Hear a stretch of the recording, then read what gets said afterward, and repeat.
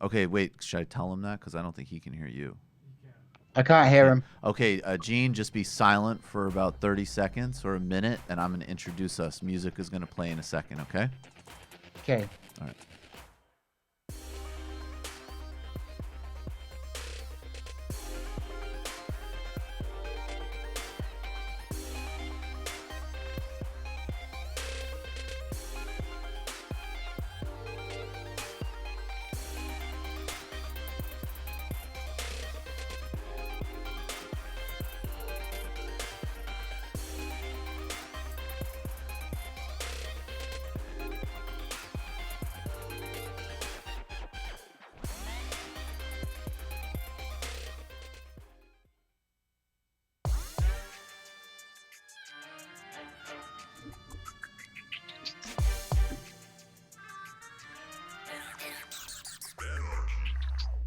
Welcome to a special Michael Brooks Show report and live stream. Solidarity with Rojava and the broader Kurdish struggle in light of this potential pullout in Syria, which is mostly good news, but poses some challenges and some things that we have to talk about and assess. This is a special report. It's going to be the Sunday show for patrons as well, but because this is such a huge potential emergency, we wanted to get this distributed as widely as possible because of our solidarity with Rojava. Joining us to do just that is crew on the Michael Brooks Show and professor at Missouri State University, Djene Bajalan, joining us from the United Kingdom tonight. Djene, thanks for doing this. Greetings from Hull, England. Nice. Constituency of John Prescott, but for constituency another day. of John Prescott, and also constituency of Chief Brexiteer David Davis. Wow. Okay, more to talk about on another time. Yesterday, President Trump came out. He released a video that brought out my inner resistance person, in the sense that it was like, Jesus Christ, it is embarrassing that this guy is president. And he announced a drawdown on Syria. We're going to focus specifically on the implications for the Kurds. But first, I do think we need to note, actually, just how radically expanded U.S. presence has been in Syria, and specifically the civilian death toll that U.S. airstrikes, U.S. support for various factions. The United States has been a full, active, and harmful, just like Russia, just like the Gulf, participant in this Syrian proxy war. Well, yes, definitely. I mean, if you look at the campaign against ISIS, since the events of 2014, there's definitely been an escalation in the sort of level of violence that has been used, particularly after Trump's election. I mean, in a sort of general sense, the policy didn't change so much between the Obama and Trump administration. What changed was the practice, and you saw a lot more sort of what they called taking the gloves off. And the result of this, there's a lot less care taken with civilian casualties. We particularly saw brutal campaigns, not only in Syria but also in Mosul. And sort of one of the factors that increases the brutality have been the military forces involved. So American bombing has taken a toll, and some of the United States' let's say partners against ISIS, and I would not include the Syrian Kurds amongst this, but some of these partners, including the Iraqi army, have been extremely brutal. I've spoken to people, for example, who've returned from Mosul and have spoken about the kind of human rights atrocities that have taken place there. Cities like Raqqa, of course, were destroyed. So, I can certainly understand there's a great deal of skepticism about, the USA's sort of military role in Syria, and it's been pretty bloody. So we shouldn't be looking at this, of course, in a kind of rose-tinted way. We shouldn't be sort of praising the necessarily the U.S. The sort of tactics pursued by the United States in Syria, but certainly in short, there's been a great deal of violence, and that violence has increased significantly since Trump's election because he's changed the engagement rules. Yes, there was already a mission there with no clear strategic purpose, high civilian death toll. It already was quite high under Obama, and then under Trump, in conjunction with a whole bunch of other moves, including engagements in Pakistan and dropping the mother of all bombs in Afghanistan. People have already seemed to have forgotten about that. And an increase in drone usage, even above the already very high levels in the Obama administration, although they had decreased in the last couple of years of Obama. They've increased with Trump radically, and we see a global landscape built on what came before, first with Bush and then to Obama, with a radical increase in civilian deaths at the hands of U.S. Forces and U.S. foreign policy. That's the context from a U.S. role. Now, let's talk specifically about the Kurdish groups of Rojava. And I want you to do three things here. One, I want you to talk about, take them each in order, I guess. Where do these Kurdish fighters, these Kurdish groups fit into the broader Kurdish struggle? Number two, what have they done? Remind everybody of, we don't have to romanticize them, but they have really accomplished some extraordinary things there. And if there's any political faction fighting here that anyone on the left could have any solidarity with, it would be these Kurdish forces, Kurdish political communities in Rojava. And three, spell out the specifics of the role of the United States in conjunction with these Kurdish forces. Sure. So the PYD, which is the dominant force in Syrian Kurdistan, in Rojava, and is sometimes referred to as the SDF, which is the group that the United States officially works with for political reasons. This group is related or is a sister party to the Kurdistan Workers' Party in Turkey. Now, the history behind it is that, Syria and Turkey have had disputes since, for a long time. There's territorial disputes over the province of Hatay, for example, which Syria claims. And in the 1980s, the Syrian government, the Assad regime, supported the PKK against Turkey. So Abdullah Öcalan, the PKK leader, was based in Lebanon. They received, and perhaps more importantly, the PKK was allowed to organize within Syrian Kurdistan. The Syrian government allowed Kurds in Syria, many of whom were denied citizenship or had their citizenship stripped in the 1960s, to basically they tried to kind of push them over into Turkey to kind of direct Kurdish radicalism towards Turkey. Now, the byproduct of that was that the Syrian Kurds were relatively well organized within the Syrian political context. They had sort of political organizations and so on and so forth. So even when sort of relations between the Syrian government and the PKK sort of deteriorated, when Abdullah Öcalan was ejected from Syria in the late 1990s, there were still groups on the ground. Many Kurds from Syria went to fight in Turkey and, later returned back to Syria. And when the Syrian civil war broke out, that meant there was some basic political infrastructure in Rojava, and very quickly that political infrastructure came out into the open. And basically took over large parts of northern Syria. And since that point, although they sort of share a common ideological and political origin with the PKK, they have sort of become a kind of separate political organization. And I would note this is pretty common in the history of the Kurds. If we look, for example, at the Iraqi Kurdish parties, the Kurdistan Democratic Party of Iraq was originally a sort of faction coming out of the Kurdistan Democratic Party of Iran. So this kind of Kurdish political movements often overlap over borders, but it's a little bit too simplistic to say that, the PYD is a sort of a sub-branch of the PKK. So that's why I use the term sister party. So they have ideological similarities, but since the Syrian civil war has begun, the PYD and the Syrian Kurdish movement, the Rojava movement, has attempted to maintain relatively good relations with the Turkish government. There's a realization that obviously trying to anger Turkey would have been counterproductive to the Syrian Kurds' goals. So they did not pursue such a hostile approach to them.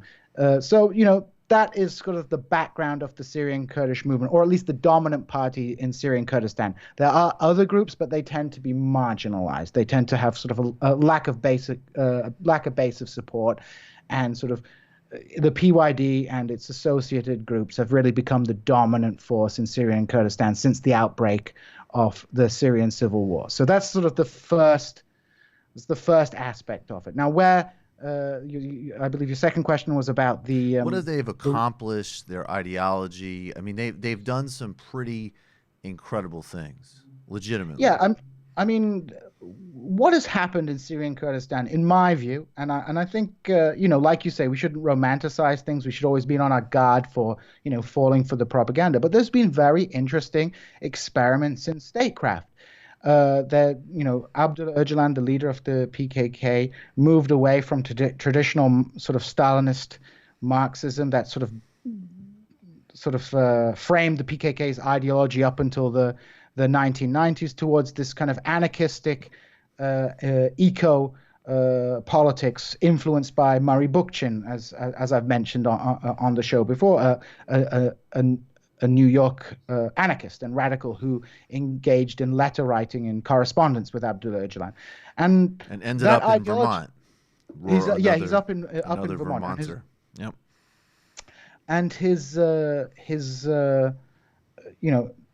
the upshot of this is that there's been very interesting experimentations with radical local self-government, with cooperative economic systems, with female emancipation. There was an interesting article, for example, recently about an all-female Kurdish village where women, who've lost their husbands come together and live in a kind of female commune. So there are very interesting experiments in socialistic types of governments. Perhaps some of the most interesting experiments that we've seen this century. I think there's very few movements in the world that are sort of breaking out of sort of liberal political paradigms, and the groups in Rojava are one of those, trying to build a kind of decentralized system of provincial and administration, moving away from traditional Kurdish nationalism towards a kind of cosmopolitan approach to politics that focuses on radical decentralization and the empowerment of and bottom-up forms of government. Now, of course, in a military situation, there are still highly centralized political organizations, most notably the military. But I think if we're looking for, interesting sort of possibilities for the future, interesting experiments in statecraft, I think Rojava is a place that we need to look. If you look at radicals like Noam Chomsky and David Graeber and these people, they look to Rojava and they note that this is where there is a real revolutionary movement taking place, attempting to sort of reorganize society on a non-nationalist basis and a sort of an anarchistic kind of government. So there have been significant achievement. Women are in leadership roles. There's been economic development. The city of Kobani, for example, which was almost destroyed during an ISIS siege in 2015, has been rebuilt by popular participation and so on and so forth. So there's ecological initiatives. There's initiatives on restorative justice. There's some forms of genuine democratic decision-making and accountability. There have been a lot of very promising, very distinct moves there, and also some failures, but the failures in the context of innovation, experimentation, and radicalism. Now, at the same time, these forces have been incredibly effective at fighting ISIS. And, stipulate the obvious. I don't support a U.S. air war against ISIS, but I certainly support, selling weapons to or helping enable groups that can fight ISIS on the ground there, particularly groups like the Kurdish fighters who've also actually not only fought ISIS fiercely, but certainly have protected other, ethnic groups. Now, there's also been some reporting on them moving Sunni Arabs out of villages. I think that's a more complicated story. There might be some very legitimate and important areas of criticism for them there as well.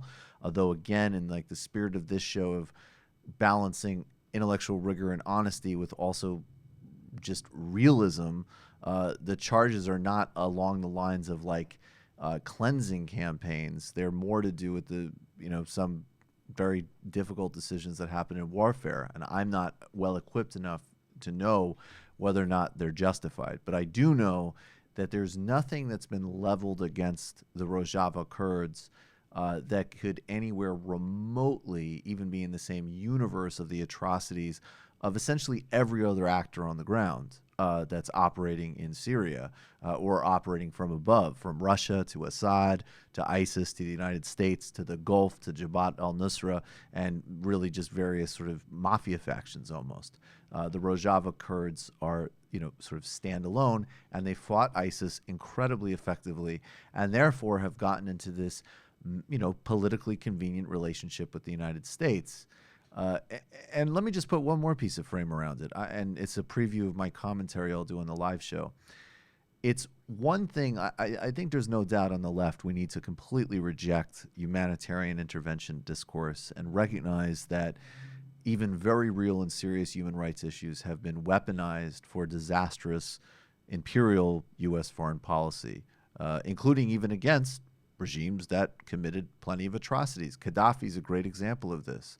The military intervention in Libya was absolutely wrong, and Gaddafi most certainly committed serious abuses. There's no question about it. And we're going to need to figure out different ways of addressing atrocities, frankly. That's a long-term, serious project.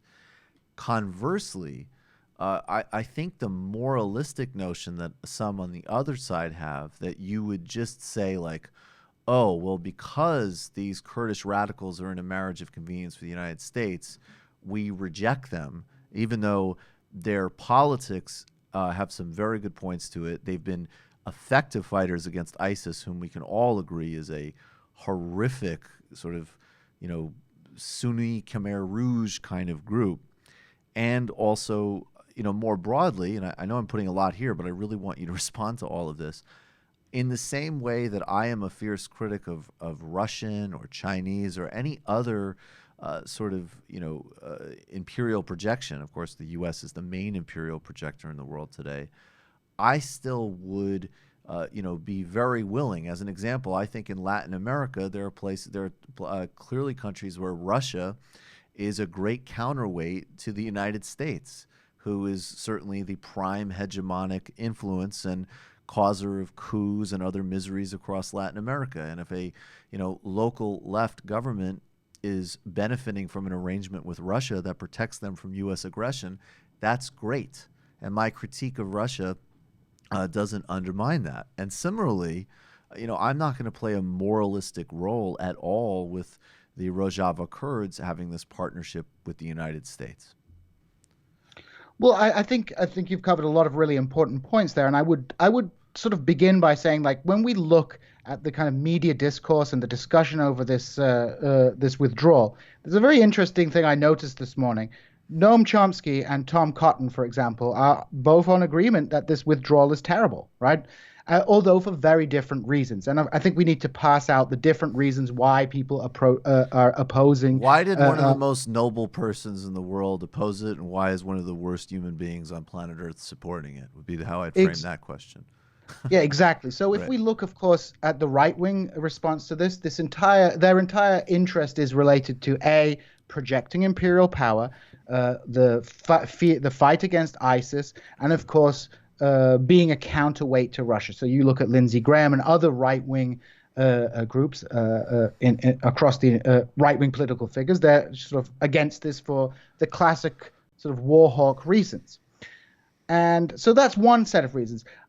I'm not too bothered that this is a sort of blow for U.S. imperial hegemony. It doesn't upset me that America's kind of looks a little bit ridiculous because of this and so on and so forth. My political priority is the defense of the Rojava revolution. And that is what frames my approach to it. And the fact of the matter is this marriage of convenience has protected this revolution and given a political space for very interesting experimentations in statecraft to take place. And this revolution is worth protecting. One has to think, what will be the result of the United States pulling out of Syria? This is not the biggest military intervention the United States is involved. There are other places in the world where U.S. withdrawal would be much larger and would be sort of more significant. So this is a relatively small one, a small intervention. And yes, we could say, okay, there's some marginal utility in drawing down American imperialism. I can understand that argument. But what's the potential cost of this? Well, the potential cost is an emboldened Turkey, which is again a full NATO member, right? It's a full NATO member, and they may very well invade Rojava. And as one of the Turkish spokesmen, I forget who it is, said today, they plan to bury the PYD in ditches. Yep. So the fact of the matter is, revolutions are full of contradictions. We end up with all kinds of contradictory processes taking place. And the fact of the matter is, the United States military intervention is giving a space for radicalism, left-wing radicalism, to take shape in northern Syria, in a part of the world in which radicalism is seen as a long shot, in which we are given this false choice between either Islamic despotism or secular nationalist despotism. So they offer an alternative way out of this particular, they offer a different political formulation, and that's worth really protecting. If the United States withdraws and Turkey becomes involved, how does that benefit the struggle against imperialism? It enhances the power of the Republic of Turkey, which is, again, a NATO power that functions within the Western capitalist system. And it enhances Russian imperialism and just basically destroys this experiment in radical democracy. So I cannot see if you look at the balance sheet, what is the balance sheet going to be? The pros and the cons, when you weigh up this military withdrawal, I think the cons outweigh the pros. So I understand. Yeah, I mean, go ahead. There's no doubt that, as an example, I mean, we're going to need to get back into the conversation of withdrawing from Afghanistan, a place where we are the main occupiers, still killing plenty of civilians, and sort of in the middle of like multi-party heroin trafficking war, and all sorts of self-licking ice cream cones with military contractors and intelligence agencies and so on. I agree with that. And I agree with you. I think objectively, I think the balance sheet that you just outlined is obvious. And I think anybody who's, being coherent would see that. Well, one question I have, and then I do have okay. First is the more philosophic one. And I don't know if it's possible, so maybe it leads to my second part of my question. I mean, we know it was a marriage of convenience. We know that the United States could never be trusted in this arrangement under any administration, and particularly the Trump administration. I mean, don't forget, this is a guy who, when we talk about these collusion stories, we know that Michael Flynn literally was paid by the Turkish government to hatch it didn't happen, but it's just a deranged kidnapping scheme of Fethullah Gulen. We knew that this was happening. We also knew that, in fact, the Russians have had partnerships with the Kurds at certain points. We knew they would sell them out. And in fact, this is both in light of a massive U.S. arms package to Turkey and a big Russian arms deal with Turkey, right as Turkey has already been ruthlessly pounding, has already engaged in some of these types of campaigns, a couple of summers ago. And we should also note, and we have a piece coming out about this soon, we'll talk about this another time, but has imprisoned, Kurdish social democratic leaders in Turkey who were polling well and interfering with the hegemonic dictatorship project of Erdogan. So it wasn't a durable arrangement. And even if the can gets kicked down the road a bit, at the end of the day, of course, the Kurds should benefit from this arrangement, but we know that there's a structural contradiction between this type of experiment and innovation and what the United States is in the world. So my question is there a possibility of a plan B or a redundancy or a different scenario? And attached to that, is there a way of advocating a critique of this policy that still says, of course, we should be drawing down a lot of troops and presence in Syria, but specifically in this area, maybe we should be, keeping some people, continuing logistical and intelligence support, and certainly getting all of the weapons and artillery that the Kurds need? I mean, I think you summed it up pretty well there, actually. I think, of course, in a general sense, any drawdown of American intervention overseas is a positive, is a positive both for the American people, who have to pay for all these Right. interventions, both in blood and treasure, and also for the rest of the world, right? For so I think that's a general point. But I would caution people of being being dogmatic about their approach to U.S. imperialism and look at the specifics of each and every case. In general, we might say that, as a general rule of thumb, it's usually good when the United States withdraws. But in this particular context, the balance for the left is not going to be a good outcome. It's not good. It's not going to result in anything that we want to see. We've already seen what Turkey is doing. We saw at the beginning of the year, there was the Afrin operation. Afrin, which was detached from the rest of Rojava and under Russian protection, was abandoned by Russia. Turkey invaded, and now we're seeing mass ethnic cleansing, rape, murder, and theft on a massive scale.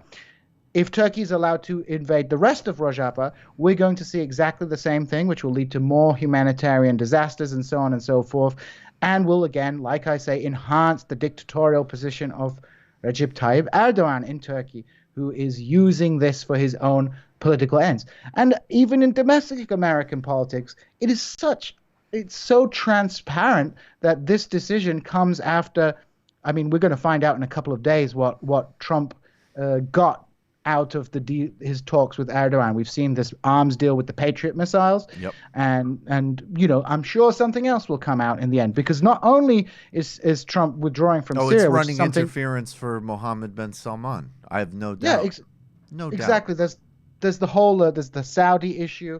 It's a really it's a bizarre drawdown, and also it's to do with domestic politics. One day Trump's charity is in trouble. The next day we have this whole furore over this withdrawal, which both people on the right and the left are opposed to, although for very different reasons. So, I think we have to look at this in a nuanced way. How will this benefit? I think this, and I can understand the instinct to sort of be wary of humanitarian intervention and the discourse of humanitarianism, and to be generally opposed to U.S. military presence. But again, this is a very specific circumstance. And Rojava isn't just any rebel movement. Rojava is an experiment in the kind of politics that we all claim that we support. The analogy I would draw, one person was like, well, we can't, like you said, we can't trust the Kurds because they entered into this marriage of convenience. Well, Kurds I didn't mean that. No, just to be clear, I didn't. No, I know, but some you people can't trust the Kurds. Couldn't trust the United States, is what I meant. Of course, you can trust the Kurds. Yeah, sure. There's a discourse though on certain people on the left that the Kurds should be condemned because they entered into this marriage of convenience. Because by entering into this marriage of convenience, they've become the tools of imperialism, as if they have no agency or function of their own. They have no personal interest. And I find that is a very condescending and patronizing way of looking at the Kurdish issue. The Kurds were an ally of last resort, and everybody, you go back and look at the interviews with the leaderships of the PYD, they're fully aware of the transactional nature of this relationship. But again, it provided the space for radicalism in a part of the world where this kind of radicalism is almost unheard of. So we've got to move away from this kind of knee-jerk dogmatic sort of, it's necessary, this withdrawal is necessarily positive. I don't see it as being a positive move. It just opens the way for different imperialist powers to move in and crush a socialist revolution. It so happens that this particular configuration of imperialism was benefiting something really positive right now, and the next configuration of imperialism will be catastrophic for something we should support. And I think, there's nothing wrong, and I agree. It's my position. It's the position of people like Daniel Bessner, and Noam Chomsky himself has said that, look, the first obligation you have writ large, if you're a member of if you're a citizen of the United States, is the catastrophic influence of the United States in the world. There's no doubt about that. But the subtlety that arises here, and I think, frankly, practically, I don't know how often this is the case. And I think we can't. By the way, I think we can support Rojava without indulging any of the humanitarian rhetoric discourse, which has been totally discredited in my view. But I think that the real subtle and basic difference here is, are you just doing anti-Americanism, or are you truly have a left position? If you truly have a left position, then you're looking at all variables. You oppose all imperialisms. You oppose all proxy games. And you're also looking for wherever there are shoots and opportunities for resistance, whether it's a legitimate social democratic government emerging in developing country, or a revolutionary rebel potential movement that exemplifies an experiment in radical politics. And I mean, and frankly, even in these politics, I mean, I'm not an anarchist. I don't, I don't even share the politics of Rojava in some key respects, but it's undoubtedly not only a light of its part of the world, it's a global light. And if you just see America, you'll miss a hell of a lot, and you'll end up missing what's coming from Turkey, which we've already seen as some of the most brutal, vicious mass killings and cleansings happening in the world today on behalf of an arms deal with our own far-right extremist government. Well, let me bring up a historical analogy. I mean, the United States was the largest economy in the world by 1939. It was already, economically the world's superpower, right? Politically, we can talk about afterwards and so on and so forth.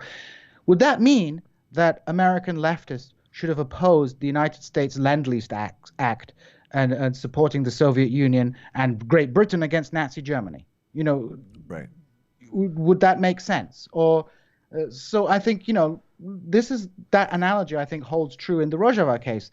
Like you said, if our focus is just blind anti-Americanism, then yes, we will look at this and say this is a victory for, socialism. But if our interest is actually how do we move forward and create a new kind of political configuration, then this, like I said, the balance sheet comes out. This does not benefit the left. It opens the way for an even more brutal phase of imperialism. Now, maybe some Americans will say, well, at the end of the day, that's not really our business, and it's our job to stop American imperialism. But I think that is a very myopic and short-sighted way, and I think it really points to a problem more generally on the American left, in that they often are remarkably, many people on the left, and of course I'm not talking about you. This is one of my big admirations for the work that you and Mr. Cedar do, is that you have an international focus and you're not sort of stuck within the American context, permanently just looking at everything